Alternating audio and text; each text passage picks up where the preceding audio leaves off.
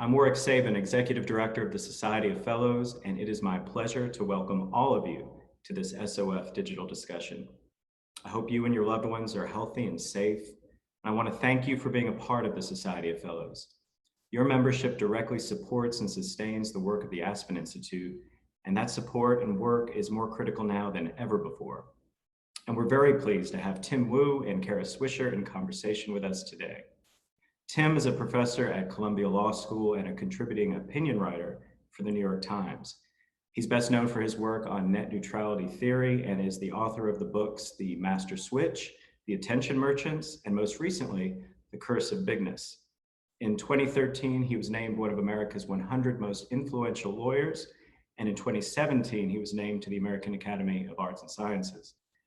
And Kara is the co-founder and editor-at-large of Recode, producer and host of the Recode, Decode, and Pivot podcasts, and co-executive producer of the Code Conference series. She also has a special series on MSNBC called Revolution, on the impact of technology on work, society, and more, and is also a contributing opinion writer for the New York Times. Today, Tim and Kara will explore the pros and cons of breaking up the big tech companies like Amazon, Facebook, Apple, Microsoft, and Google, which have evolved into massive powerhouses of innovation and market domination. With the Department of Justice and federal regulators investigating potential antitrust violations, a total transformation of the tech industry could be imminent. Tim and Kara will speak to the industry's trajectory and to what may be remarkable shifts in the consumer experience. As with all of our SOF digital discussions, Tim and Kara will be glad to answer your questions after their initial conversation, and you can submit your questions anytime by simply clicking the Q&A button at the bottom of your screen and typing them in. And if you encounter any problems during the event, please email the SOF hotline and our team will be glad to assist you. So Tim and Kara are going to chat for the first 20 or 30 minutes, and then I will pose your questions to them for the rest of the event. So Tim and Kara, I'll turn this over to you now. Terrific. Great to see great to see you. I can't see everybody here.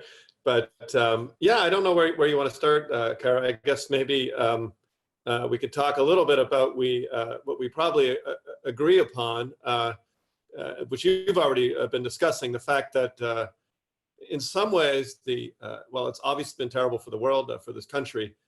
In terms of big tech, the coronavirus in some ways has, I want to say this delicately, but in some ways has some positives for the industry, in the sense that at the very least they're in a position where a lot of them are essential for a lot of things. And second of all, I feel as well as you do that the government's the sort of I guess speed or velocity with which government feels it needs to do something about big tech might undergo some changes. I wonder if you share the same feelings. Well, I'm not going to be delicate. I'm frightened about what's going to happen afterwards. About a month ago, in the Times column that I wrote, there will be a culling of most competitors of these giants that will only strengthen the power and reach of the behemoths, eliminating pesky roadblocks to their further domination. This is obviously not a good thing in the long run. And it's only proven true that this crisis, there's a terrible political saying don't let a crisis go to waste, which I think is one of those cynical, awful things politicians can actually utter to the citizenry. But I think after this crisis is over, I think I fear them more, because they'll be more unfettered than ever, with much less pushback from regulators and politicians that had been building decent momentum before coronavirus. And with coronavirus, because they have the money and the means to get through it as compared to other companies, including startups, it has accelerated their speed and tightened their grip on our lives. And this kind of consolidation of power, combined with a stronghold on data, automation, robotics, artificial intelligence, media, advertising, retail, autonomous tech, and the fact that they've got unlimited amounts of money. When you combine this with the unlimited amounts of money and the ability to just the money, the data, everything else is something that's going to be an issue that everyone's going to have to deal with going forward, even as we thank them for delivering our food or keeping things stocked or giving us finally good healthcare information. So that I'm more worried than less worried. Yes, I'm no, I shouldn't have said that. I just I don't want to suggest I'm not worried. I think that it's hard. In fact, one searches for things that they're going against them. Now, there's going to be some drops in revenue for some of the companies. Maybe advertising revenue will be down for a little bit. But overall, we've in some ways entered cyberspace. I mean, here we are conducting this session. Almost all the economy has gone online. And so, even if there was previously this argument that, well, maybe these companies are very powerful in the online world, but are pipsqueaks in the offline world. Well, that's the world we have right now, and that further strengthens their power. And I got to say, let me speak to my area of expertise, which is antitrust. Before this happened, I think there was a growing sense that someone was going to do something serious, and there were a lot of players in the game. The Federal Trade Commission has investigations open into Facebook and possibly into Amazon. The Justice Department was doing its own Facebook look, and also a look at Google. There were groups of states looking at Facebook and Google. Now these are still going on. They haven't shut down these investigations. But let me say one thing, and they may still go somewhere. We can talk about that a little bit later. But one thing that these investigations were centered on was trying to prevent the acquisitions of nascent threats to these companies. So, it's well known that Facebook acquired at least two of what it saw as threatening companies to it, WhatsApp and Instagram. And I think the ratcheting and the attention to acquisitions was reaching an all-time high. In an environment where there's a lot of failing companies, a lot of companies gasping for air, looking for some way out, it becomes a lot harder, I think, in the heart of an antitrust enforcer to shut down acquisitions. Now, maybe I'll be proven wrong, but that's a historic tradition. Even in the 2010s, which isn't exactly ancient history, regulators were enforcers were incredibly loath to stop the acquisitions. So all the conditions seem to be set, and I'd be curious if you disagree with this, in tech and also across the economy. Yeah, I think tech is all that matters right now. I mean, look, at Amazon is closing at close to $2,500 a share today. It's up from $1,800, $38 in end of January. That gives it a value of $1.22 trillion. Apple is at $1.28 trillion. Microsoft $1.36 trillion. Alphabet at close to $1 billion. Facebook at about $600 billion. This group makes over 20% of the S&P right now. Think about that. Just think of it. It's a flashing signal of what's about to come and the future of the economy.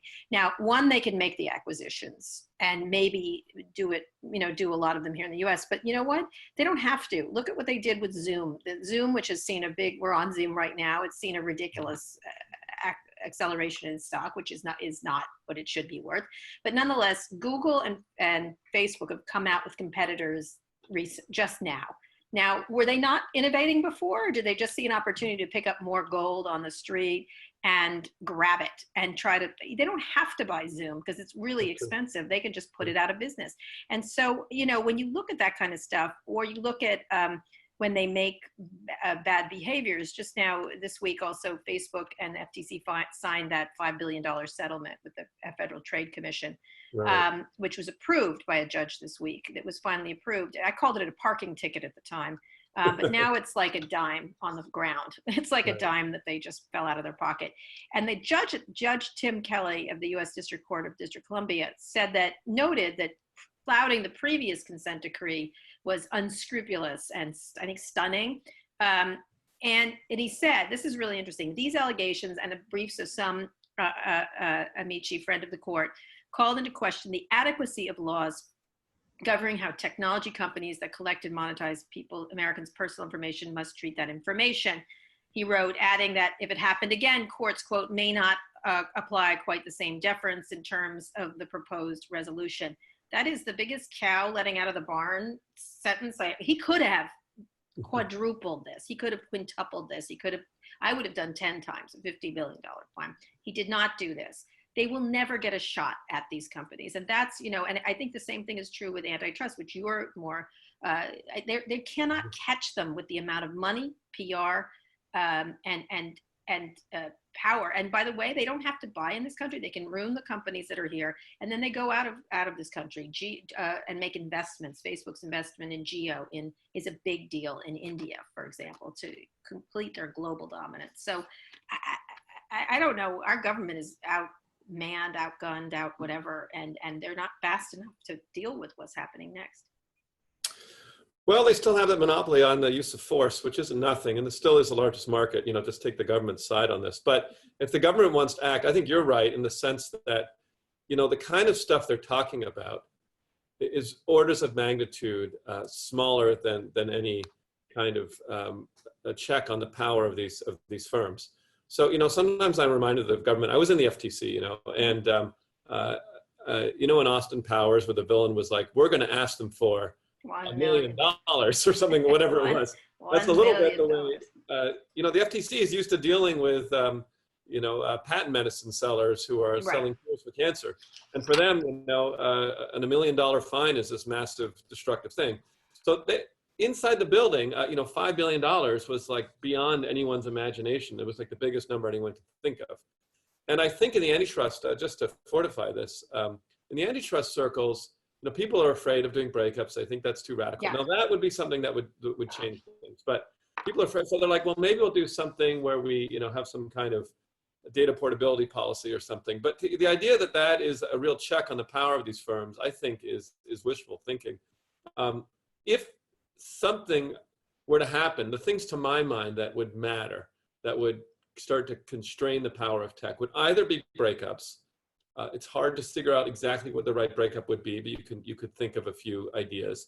Or you have a totally new regulatory regime that, for example, limits. Amazon basically gets to be the seller of online goods, but they're controlled in how they can favor their own products and things like that. I don't know. Do you see other? Cara, I'm curious. I'll tell you, there's only one thing I see. I think these politicians are going to be, and especially state and local and AGs, are going to be very loath when they need economic growth right now, because they're going belly up. All these localities are going to go belly up. This debt is amazing. You think they're going to attack the most lucrative companies right now? I don't think there's any taste for it, especially when they need money for campaigning and everything else. There's only one thing. Let's see, 1, 2, 3, 4 words I think would change something like this, which would be Vice President Elizabeth Warren. That would be, she knows how to handle this. She has been very outspoken. Obviously, she and Representative Alexandria Ocasio-Cortez just did this anti-merger thing during the pandemic. Right. That to me is I don't think if Trump wins, he has any, he's not going to be doing this. And Vice President Elizabeth Warren would probably be the sign you would need. And then you could see something happening. Well, Trump's interest, Trump is a complicated figure when it comes to antitrust. He's said repeatedly that he wants to do something about Amazon. He's sort of tried to encourage. It's bias. What's that? They can take advantage of the bias. But anyway, go ahead. No, I'm just saying, he said, he brought that suit against AT&T, his Justice Department brought the suit against AT&T, Time Warner. He is a wild card. And he's, particularly the Justice Department has taken unusual, has gotten involved themselves in an into a Facebook investigation. Mm-hmm. So, whether or not that goes anywhere, I mean, one of the suspicions, and I don't think you have to be a conspiracy theorist to believe it, is that Trump would like to have some leverage over Facebook so that the ad policy stays the way he'd like it to be. Mm-hmm. Yeah. But whether that leads to a real interest in trying to control power, I'm not sure. I hear you on the vice presidential nomination. That would make a difference. But I also think on the substance, someone has to have an idea as to what they're going to do.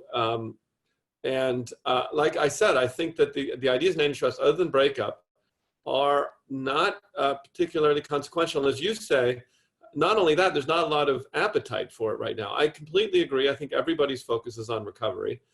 I think that in that kind of time, there's a sense that you need to kind of huddle together and not attack anyone, but be on the. So I kind of agree with you. And then maybe this is a time where, I mean, just to put the enormity over it, in the old days, back like 30, 20 years ago, people used to talk about, the nation state is becoming less relevant, and then people thought the UN was going to take over or something. But this might be a moment where we see if we haven't already seen it, where we see a passage of effective sovereignty, of effective governance to a small number of large tech firms, that they have become more relevant than government for a great number of things, and in some sense beyond the power of government to do something about. I'm not saying government doesn't matter. Government's still involved in a lot, but it just doesn't seem like there's a lot of cartridges in the gun in the government's revolver at this point. Well, look, they're elected officials. Whatever we think of each of our elected officials are different, and the partisanship, they're elected. These people are unaccountable. They are unfettered. They are nation states. They're nation states in their own way. They're among the, if you look at the list of the 10 wealthiest people in the world, they're all tech people. They're mostly tech, except, there's a sultan stuck in there somewhere, and a Saudi prince, but whatever, it's mostly tech people, and it's mostly self-made money, by the way, whether it's Bezos or Gates or any of them.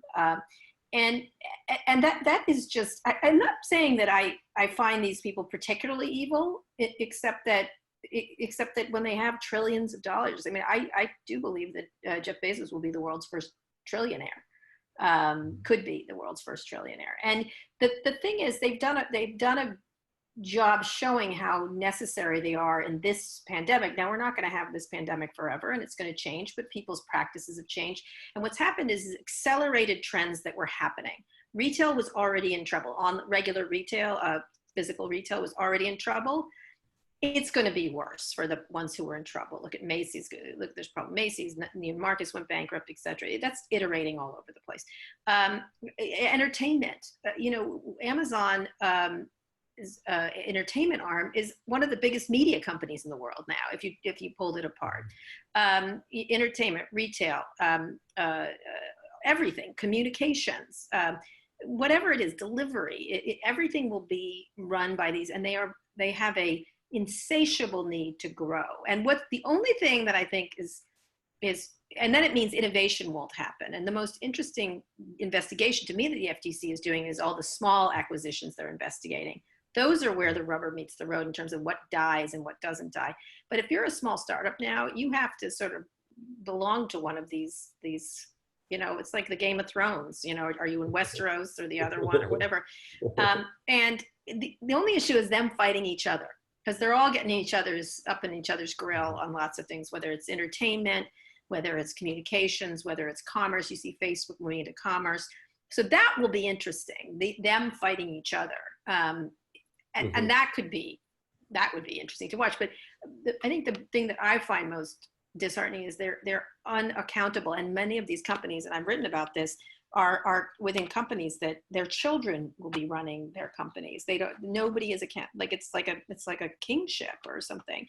A monarchy. And so they just can't be fired. They can't be changed. Their decisions they make have societal impacts, and yet they have none of the responsibility that, say, an elected official does. Well, even I think it's an old 90s cliche, the idea there's this thing called cyberspace, and it's where we're going to live one day. But it does feel that trend towards William Gibson's future, where it is a completely separate reality, a touchless economy, is where we are, and it's ruled in a very different way. One thing I think that might happen in terms of checking the power. So if you're talking about power, talking about the power of big tech, well, the other constraint, one constraint is government. The other constraint is everybody else.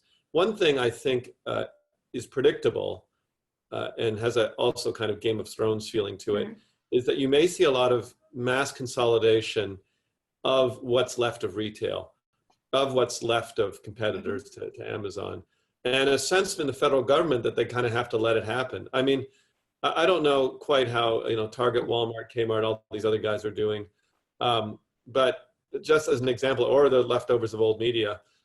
But I would not be surprised if you see extraordinary consolidation outside of big tech. You're not going to have Amazon and Facebook combined, but you may have an extraordinary wave of consolidation in all the kind of industries that are threatened by tech with the argument they make that they need to get together to fight this onslaught, and they're all going bankrupt anyways.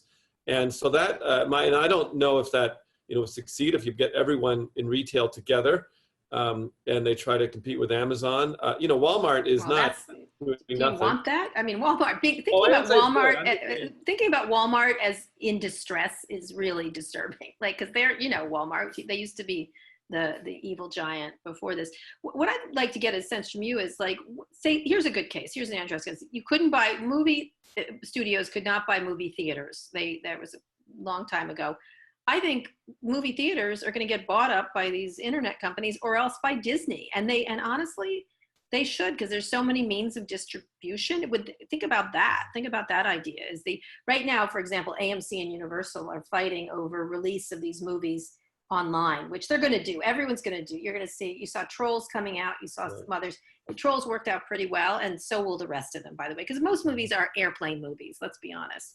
Like, you watch it on the airplane, and then there's a couple big events. But I just was doing a Pivot podcast with Scott Galloway. Rich people, for example, would pay for the next, I'm going to use Star Wars as the example, say Star Trek.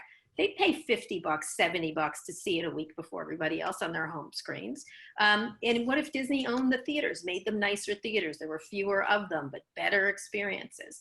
What if Amazon owned theaters? Why not? Like, why not?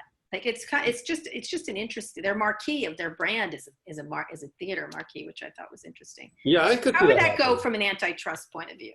Oh, I think almost nothing would stand in the way. That was banned in the 40s and 50s, but they had a very different attitude. And also, that's when the Hollywood studios were the only game in town and the only way to see a movie. So it's a completely different landscape. Yeah, that's something that could happen. Look, just to make it clear, I'm not excited about the idea of Kmart, Walmart, and Target getting together. I'm just saying that predictably, I think there's going to be a lot of pressure for those who are being under threat of extermination by big tech to get together and try to sort of circle their wagons. That's a little bit what AT&T Time Warner was about. I mean, not a little bit, that's what all it was about, which is like, we think we're going to get destroyed. So it could be that you have sort of old world, old media giants consolidating and trying to fight these guys. And that might be one of the things that changes it. Look, I don't think that's great either. I am not excited about the idea that we're going to live. I mean, we've had 10 years of extraordinary consolidation that has not been good for workers. So where does innovation come from? Where do you see innovation? Innovation does not come from these companies. It just doesn't. Where does innovation then come from? How does that happen? And that's really where we're going to lose. I think we're moving into a period where it becomes a lot. I think it's going to hurt us. I don't know. I agree with you. The big companies, they do certain kinds of innovation, throwing huge amounts of problems at problem. But the best periods are when someone invents something totally new. I mean, what would have to happen? It seems so implausible, but something new starts, like some kind of new network, some different way of doing things. I don't even know what it would be. It's ridiculous to talk about Internet 2 anymore, or some kind of different web browser. And for a while, nobody's big there. For a while, it felt like maybe crypto was going to be like this, or the blockchain. And a whole bunch of people try a whole bunch of stuff, and that's where I think innovation comes from, low barriers to entry. I don't think that's where we are right now. I agree with you. Trying to work on the iterations of a better home smart speaker is not exactly where I think is the greatest changes. Now, look, some of these companies. Yeah, some of these companies are innovative. I would say Amazon has lots and lots of innovations, but it also uses its successful innovations to step into other areas. And there was just a story this week about some internal documents about them. They had testified to Congress that they were not using data they got from third-party sellers to create new businesses. Now, anyone who's walked into a Whole Foods or has looked at Amazon when they're searching for anything knows this is just, anytime you search for a product that has a brand, suddenly there's an Amazon product, and they know exactly what sells. It's sort of like, really? They just guessed, that kind of stuff. And so there's this, they said they weren't trying to be intentionally misleading, which is just one of my favorite expressions. I'm going to say that about everything. I didn't intentionally mean to mislead you, even if I did. And I thought that was really interesting because, of course, the fact that they're they may be innovative, but they can't be in marketplace and making products. They can't make the marketplace and make the product. They just can't. And it's just, Yeah. you know, the same thing with Google and search. They can't be in search and then also have a review service. Like, they just can't. It's the tendency is too much to cheat, really, to Yeah. cheat and use your things. And sure, they can be innovative, but I just saw the Zoom thing this week and I was like, okay, look at these people. They could have innovated this last year, earlier, this anytime, and they just rolled it out and they're going to try to roll right over Zoom, like they've tried to roll over Slack, like they've tried to roll over whatever. Yeah, the clone strategy is certainly at a peak. And let me say, I was in Congress. I was at the hearing when Amazon said that, and I remember I couldn't believe what I was hearing. I was like, did I just hear someone perjure themselves? Because Nate Sutton, I think is his name, the lawyer for Amazon, just said, we treat our products no differently than anybody else's products, and we collect no data on anyone. I was like, how can they just sit here and lie? Everyone knows that's not true. I thought, oh my God, I can't wait for the discovery on this one. You know what I mean? Yeah. There's got to be emails. They've got to have. There's got to be all kinds of tracks. And I think this week that report was, you know, troubling. We'll see where it goes. And of course, Congress said we're going to investigate. We're going to do this. But these companies win by that because it's such a slow, sort of a land war to try to catch up to them, that they're on to the next thing. And so that's what's difficult, is you've got to pull out the investigations. You've got to do this. And by the time that is over, these businesses are ruined. But then they have no choice but to be on the platform at the same time. Yes. So let me also give my bigger view. I like you. I don't think the people who run these businesses are evil. They're certainly a lot better than some of the people in healthcare, and pharma, you know, or meatpacking. I mean, there's low bar, Tim. Low bar with the meatpacking people. No, those are very, very. So there's dark industries, but they have this sort of insatiable desire to rule it all. You know, if there's an area they want to have it, and I think that. And I am a person also, you know, maybe it's old-fashioned, but unaccountable power makes me uncomfortable. Mm-hmm. Even when I sort of think whoever has that power might be reasonable, it's not the kind of government I signed up for. Mm-hmm. So that is, you know, my I think it's in sympathy with you, not evil, but that why, you know, they have to have it all. They got to have it all. And they're the Borg. I call them the Borg. What's that? It's like the Borg. They have to eat. They have to just keep.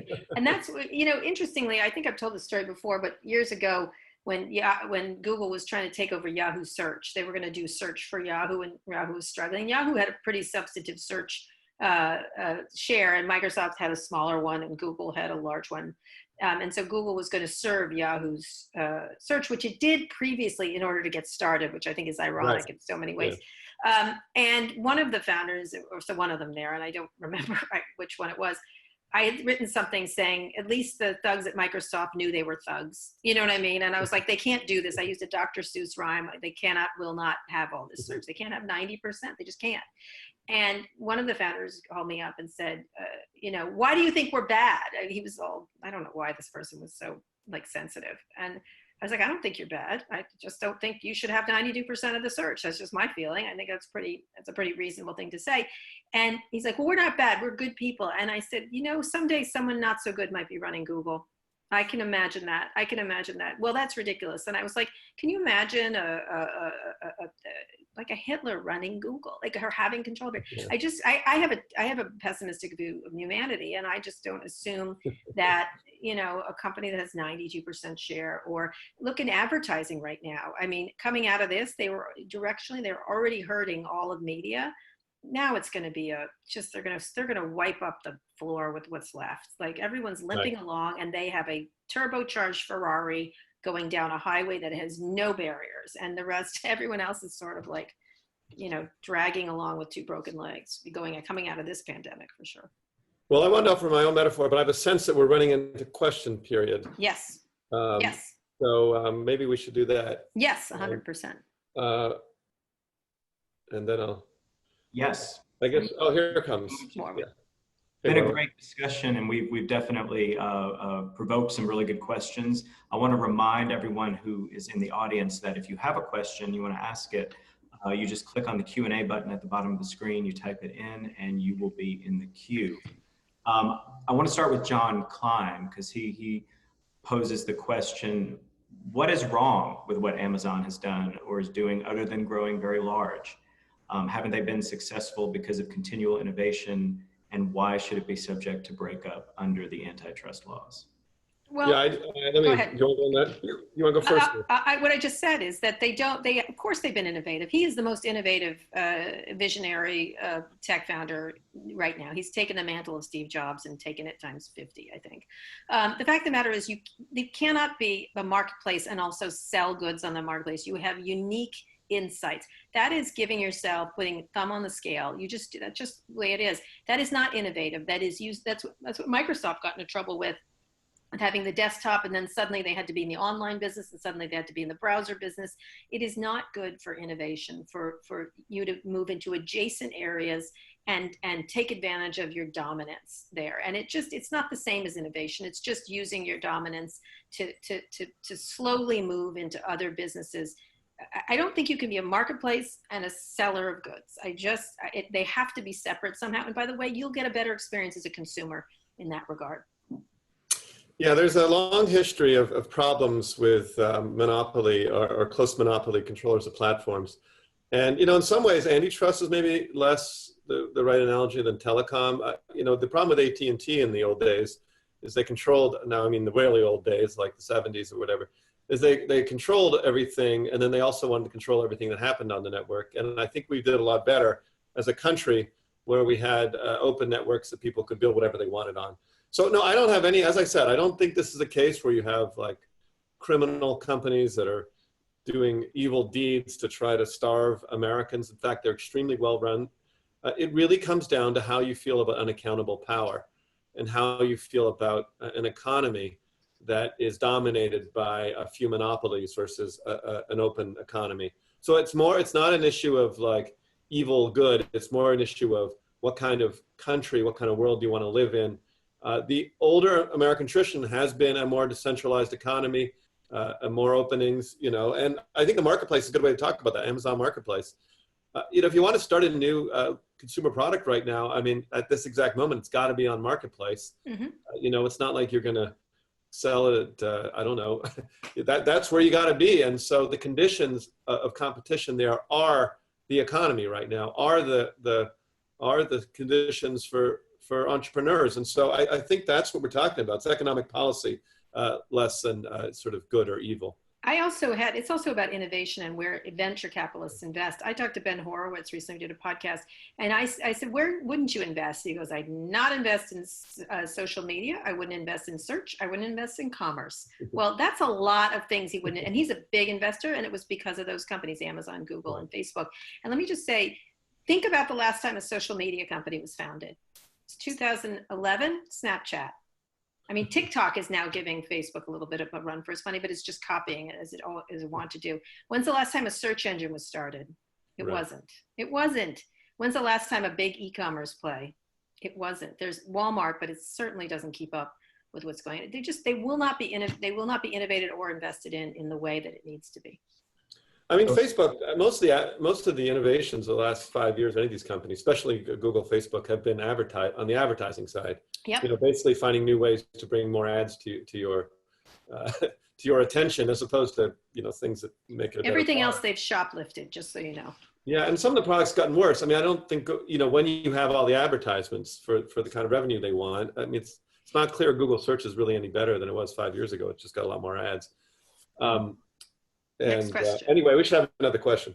Sure, yeah, and that was a perfect lead-in actually to the next questions I was going to ask. Two questions from Richard French. He prefaces the questions by saying tech startups are having difficulties in two areas. One, loss of revenues from the economic slowdown. Number two, as you just mentioned, Carol, less capital from VCs and private equity. Do you envision a fire sale of startups in the next 12 months from larger tech firms consolidating the market? And then the second question is, will we see the cloud divisions of Microsoft, Amazon, and Google split off in antitrust suits? That's an interesting question. I interviewed the head of AWS, who has been at Amazon forever, Andy Jassy, last year at my co-conference. He said no. I don't know why it would be. By the way, if you split up some of these things, it's good for shareholders. Like, let's talk about being a capitalist. If you split off AWS, would be one of the most valuable companies in the world. If you split off YouTube, it would be a very valuable company. Same thing with Instagram, same thing with WhatsApp. It's better for shareholders to do this. And it's better for Mark Zuckerberg, excuse me, to keep them all together. And so from a capitalist point of view, spinning them off is a very good thing. And it's in shareholders' interests to do that. I do see there's going to be a lot of startups that are going to have to take different terms from VCs. A lot of VCs have a lot of money, and they call it keeping their powder dry, and they've got a lot of powder. And so they're going to have great terms going forward in terms of investing in startups. And they're also going to cull the herd of stuff that just didn't work, just the way it's going to happen all over the US. It's not just, it's going to be in job places. Like the ability to get rid of what wasn't working the coronavirus provides you an amazing cover to do so. And to clean up things that weren't working. And so you're going to see a lot of that. And then you're going to have companies like Uber and Airbnb, which are very good products, by the way, but they're very challenged. They're particularly challenged. They do happen to have some money that they've saved, essentially. But Uber is going to have to lay off 5,000 people. Rides are down 70%. Airbnb, talk about being exposed to this particular virus. That said, they have really good products, and so they may hold on because of the money and the products they have. But it's going to be tough for anyone who's not one of the big giant players who have so much money and so much ability to suck up all the business when things start to return. To focus on an antitrust question that was in there.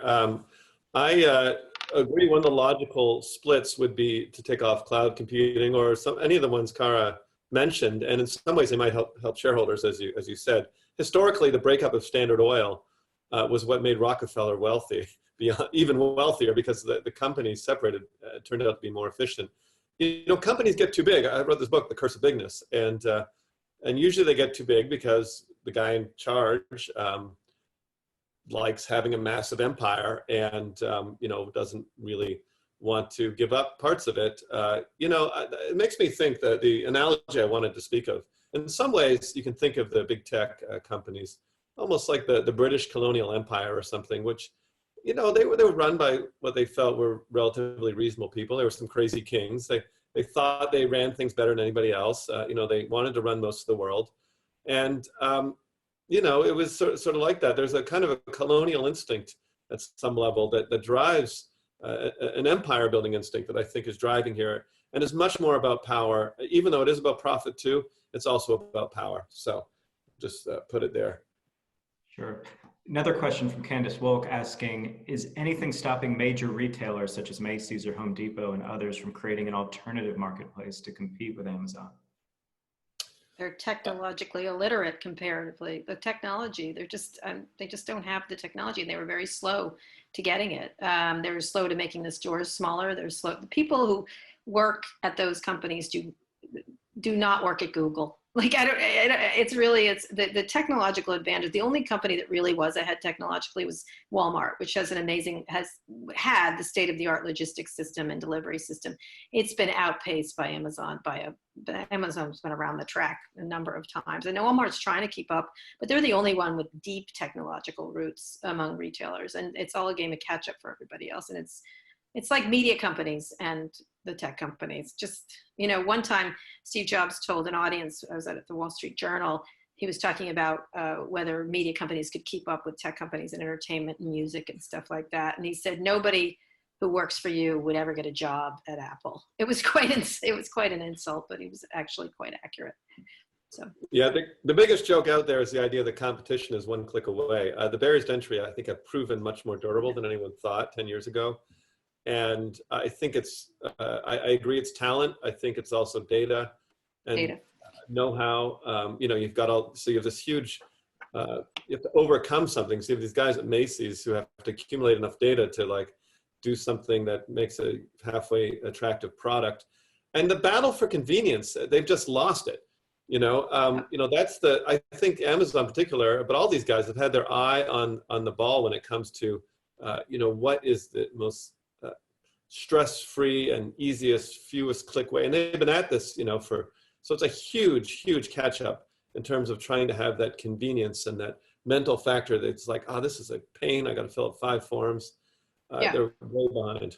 That's So, at the heart of, I think Amazon's #1 directive is crazy customer focus, kind of thing, like to get it. And by the way, if you've ever visited an Amazon warehouse and the new ones, you just sit there and you go, oh, it's done. They're amazing. They're both riveting and amazing and like, oh dear, when you think about everybody else. Well, let me move children to working this there. question then, Sorry. because this question speaks right to what you both were just talking about. This attendee asks, it seems that the outcomes of antitrust actions are largely decided by how broadly or narrowly the relevant market is defined. If the federal government brought antitrust action against Amazon, for example, how would the market be defined given that Amazon competes in many different market segments? Isn't part of the problem that Amazon can enter and dominate any market it chooses? Well, it's another way of saying that some of the economic reasoning trails what the reality here is in business world. When I was at that same congressional hearing, Amazon said, we may seem big to you, but we're actually Little. really a small player. I love when We're they do that. 8%. We're 8% of retail in the United States. We're just a pipsqueak here in the wide world of retail, and we try our best, but we obviously could be overcome any day easily. So they make the argument that retail is the market, and they're a small player. If you wanted to speak legally as to what market definition, I think you would say something like online everything store, basically, which leaves them with about 2 competitors, Walmart and Target, and maybe a few others. And in that marketplace, if they're not a monopoly, they're close. They're at least 60% of that market, if you accept that as a market. So that's just the technical answer. That's how I think the government, if it wanted to bring a case, would define the market. Excellent. Luther's asking, since Kara mentioned it, do you think Google's entrance into Zoom's market should warrant scrutiny? Yes, I think all of them. I just am like, look, Zoom has got its own privacy and security troubles, which have been well documented. And, the CEO has addressed it. He's hired someone really great from who had worked at Facebook, Alex Stamos. But the fact that they just introduced these right now is, I just was sort of like, are you kidding me? Like, they just couldn't help themselves. That's what it said to me, is there wasn't a stitch of anything they couldn't not try to dominate. And by the way, it speaks to the fact that they were never making that before. Why didn't they? Why didn't they have those? Why weren't they innovating? Maybe it was in a drawer somewhere and they pulled it out. I don't know. Or they made it in 2 seconds. I'd like them to work on contact tracing maybe and focus on that rather than try to put Zoom out of business. But they do it all the time. They do it all the time. Luther knows. Is this Luther Lowe? Then he knows. He knows what they do. Yeah, somehow I thought it was Luther too. It's that colonial instinct we were talking about. Why did the British need to have the Falkland Islands? I mean, it's a nice island. What was it that all the way Zimbabwe? Why did they have to take these countries? Like, what was it? You get and why? Why online? Why do we have to have this? Why do we have to have that? I just think it's deep in the DNA to growth. And it's in their ballpark. It's certainly in their ballpark, but they didn't innovate before, and Zoom did. They made a frictionless, really easy to use service. Frictionless is a problem sometimes, because then you have privacy and security issues. The more frictionless and free it is, the more problems you might have. But I think just couldn't help themselves. Honestly, I'd love to see those emails when they were like, Zoom, let's kill them. Like, I'm sure they didn't. That's a Bill Gates kind of thing to do, but there was probably a series of emails. Oh, there's some Mark Zuckerberg emails on WhatsApp that are very similar to that. So he's Well, that's his mentor, by the way. No, it is. 100%. Issue we haven't talked about yet. We got a question in about what may happen in Europe regarding antitrust as opposed to the US. I have my own views about Europe, Cara. I don't know. I think Europe. Go ahead. Well, I think Europe. If you want to take a bet on Europe, it's always that they'll regulate more, but won't do anything structural. So Europe, for some reason, has almost never broken up any firms when it comes to antitrust, but they do love layering on regulations. So and fines regulation that kind of come piece by piece. So, you may see in Europe these firms become more and more like regulated monopolies. Like that's their intrinsic model. The local postal union, the local monopoly, and then those regulations tend to sort of spill over here. So yeah, it could be that Europe ends up being a sort of primary regulator. Maybe they haven't been too interested in marketplace. Well, there's been a little bit, but maybe they will. end up doing a lot of fines, a lot of regulation. Sometimes the stuff they do is kind of trivial. I wish they would act more decisively, strongly, go for it. Some of it's a little more intense, like Germany. But anyway, you can bet on Europe, more regulation. Yeah, I mean, I love that Marguerite Vestager gives them fits. It's always a fun thing. When I like to just say her name in front of tech CEOs in this country, and it's really interesting. You're going to also see stuff from New Zealand and Australia and other countries, around the world, because, especially at the time, remember those shooting in New Zealand, the safety issues is one that is very strongly, they don't put up with that as much as they do here. We put up with everything, but including gun control and everything else. So you're going to see, you'll see action here, but it has to be action here in this country. It really does. This is where these companies, for the most part, exist, and therefore is the place where it's regulated. The other thing is state and local governments, maybe state attorney generals. You might see some action, but again, right now with this economic crisis, I think states are going to spend a lot of time digging out of the hole, the undiggable out of hole, essentially. Mm-hmm. So we're starting to kind of reach almost the end of our time, but I want to make sure to get to this question and see what you both think. This person asks, what happens to poor people in the working class in a touchless economy? Everything bad, made worse. I'll just end on this, and then Tim can finish up. But I just did an interview with Nicole Hannah-Jones, who writes about income inequality for the New York Times. And one of the things, the point she was making about what's happening now is, they call them essential workers now. And I'm leaving out healthcare and police and fire and people like that, because they've always been seen, well, they're well paid and everything else. But the people now deemed essential are warehouse people, meat packing people, delivery people, food delivery, Amazon delivery people, things like that. Well, before, she calls them sacrificial workers. The fact that there wasn't adequate healthcare, not adequate safety around this stuff, not adequate pay for what they're doing right now, and yet we really depend on them. We don't think of them as essential, and we don't think of them in normal times as essential. We think of them as losers, like really. But now that they can help us, they're sacrificial. And that's, I think, those trends happening over and over again. And if anything, maybe the conscience of this country should be awakened to the fact that these people deserve money, they deserve healthcare, they deserve attention, they deserve respect for the work they're doing. And they certainly should not be squashed down by the companies, of which these companies have grown up on their labor. An Uber ride that costs you $4 to get across San Francisco doesn't cost $4. And there's someone who's paying, and it's not you, and it's not these well-funded companies, it's these workers. And so they have made their fortunes off of the back of these people, and they deserve to be treated with respect, dignity, and money. So that's my feeling.